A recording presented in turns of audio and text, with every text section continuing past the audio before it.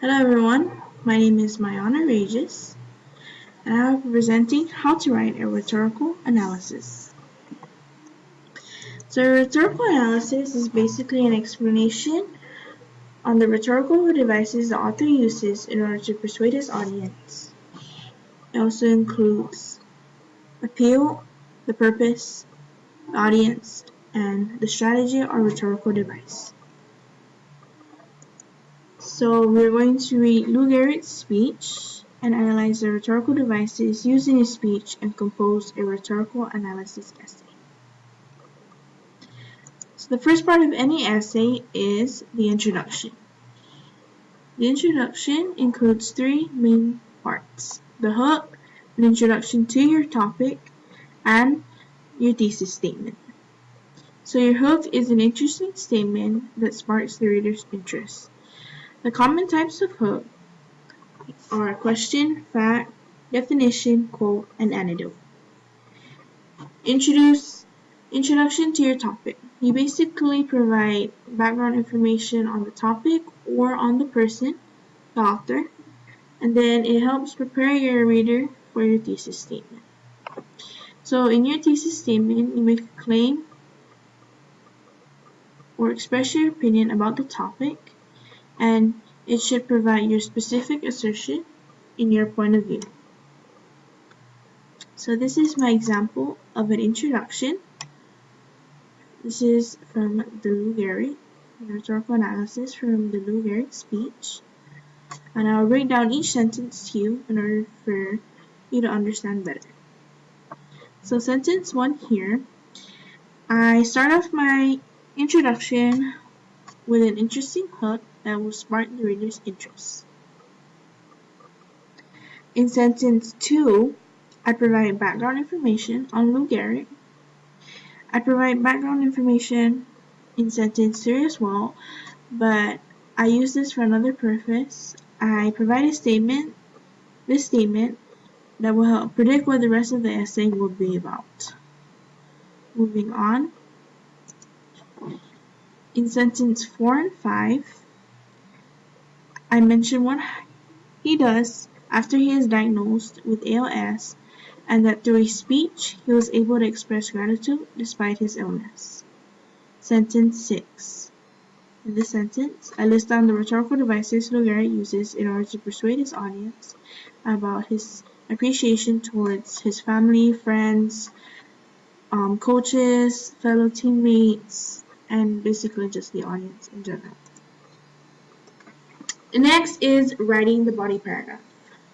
The body paragraph provides examples or supporting details that will support your thesis statement. It usually contains 3 or more paragraphs, but it depends on the person or the prompt. This contains 3 main details. Your topic sentence, which introduces your strategy or the rhetorical device you're using, and 2, you provide examples or evidence to support your main idea. You can put quotes or reasoning. And 3, discussion is basically an explanation of how your example supports your ideas or just more supporting details. Here is an example of my body paragraph.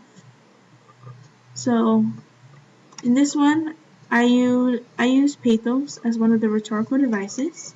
This is one of my body paragraphs, and I'll break this down for you. In sentence 1, I introduce my rhetorical strategy, which is pathos. And in sentence 2, I mention that Lou Gehrig mentioning his disease brought feelings of sympathy from the audience, and to support my statement, I provide a quote from the speech.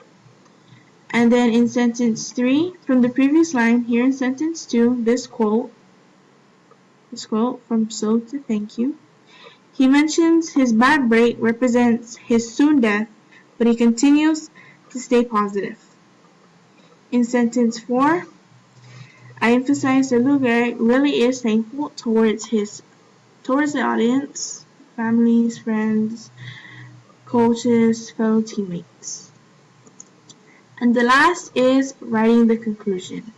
So the conclusion is a restatement of your thesis, and It dives deeper into the overall meaning of the speech or your analysis. It is a reflection on your rhetorical devices and the evidence and the importance of it. And then in this paragraph, you determine whether your rhetorical devices were effective to the purpose of this piece of the speech. Here is an example of my conclusion from the Lou Gehrig. So here, this is my last part.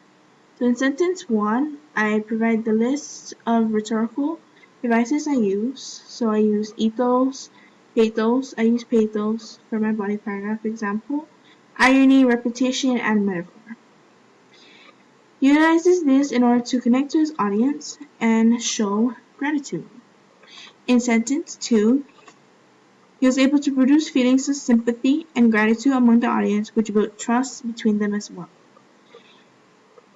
In sentence 3, I mentioned that by using irony and repetition, he was able to emphasize how truly thankful and lucky he is, despite having this illness. In the last sentence, I mentioned that Lou Gehrig's speech inspired many people to be more appreciative and count their blessings, which then helped him accomplish his purpose in showing appreciation. This is the end of my presentation. I hope you all liked it and I hope it was really helpful. Thank you for watching.